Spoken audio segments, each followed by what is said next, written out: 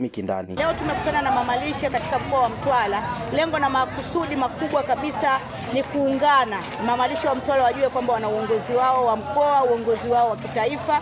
Hivyo basi nimewakutanisha mamalishe wengi sana, takriban mamalishe 300, na tumeongea mambo yetu ambayo yanahusu biashara zetu, ikiwemo usafi, kutumia nishati safi.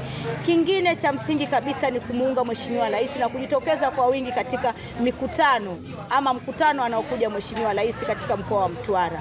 Tumepata fursa ya kukutana na mamalishe, wametoa changamoto zao, japo pia wameshukuru sana kufuatana na Mheshimiwa Rais anavyowaunga mkono, na hata mikopo wameiongelea kwamba wameipata mikopo ya 7%, na tumehimiza mamalishe waendelee kukata vitambulisho vya wajasiriamali ili waweze kupata mikopo ya 7%.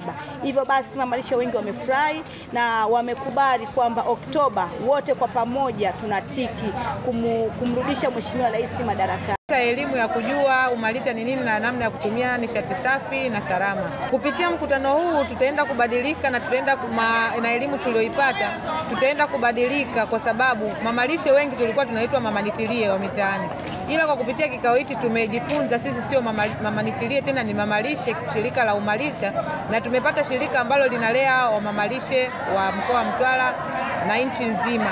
Kwa hiyo kuanzia leo na hapa tulipo tunajitambua mamalishe sisi ni nani na tuwe na wakati gani. Hali ya nishati safi ni mamalishe, sisi huko tunakofanyia kazi hali ya nishati safi ni safi, ni mzuri. Mamalishe tuko salama na nishati safi kabisa. Katika kuhamasisha nishati safi na pia ubora wa mamalishe katika mkoa wetu wa Mtwara katika nyanja tofauti tofauti na katika fursa tofauti tofauti, kwa sababu mamalishe ndio wanabeba jamii, mamalishe ndio wanabeba watu wote katika masoko, katika stendi, katika sehemu mbalimbali.